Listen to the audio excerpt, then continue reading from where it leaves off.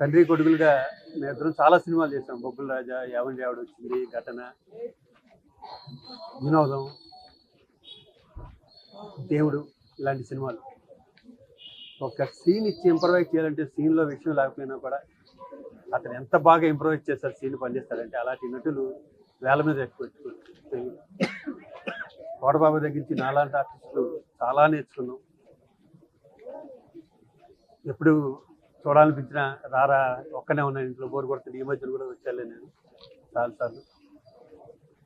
లాస్ట్లో కొంచెం మనిషి చిక్కినా కూడా వాయిస్లో మాత్రం ఏమాత్రం బేస్ తగ్గలే, గట్టిగానే మాట్లాడుతుండేవాడు. అది ఇది అడుగుతుండేవాడు, ఏమి షూటింగ్ జరుగుతున్నారో అడుగుతుండేవాడు, ఎరా నన్ను మర్చిపోయారా ఇండస్ట్రీ అని అడుగుతుండేవాడు. నాకు వయసులో నాకన్నా పెద్ద అయినా కూడా చాలా మీ ఇద్దరు స్నేహితుల్లో ఉండేవాళ్ళం. ఎప్పుడు బాబు అని పిలిచేవాడిని, నన్ను రాజా అని పిలుస్తాడు. అతన్ని లేని లోటు తీర్చలేంది.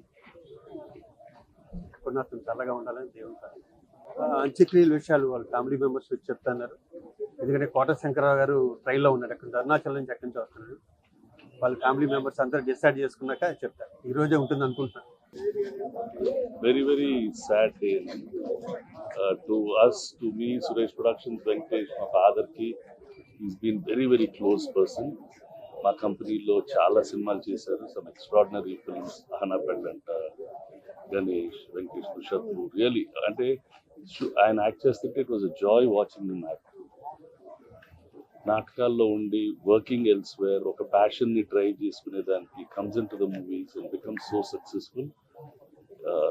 It's like very, very happy that he was able to get his passion across and bring those outstanding roles to the screen. And the film industry, Andhra Pradesh, Hyderabad, lo godavannappudu 1 month he stayed on hunger strike chesi Hyderabad ki etlaina industry తీసుకురావాలని. Even there he took a lot of participation. As an industry, as Suresh Productions and my family, really sorry about what has happened, and let us give all the strength to his family to take this case.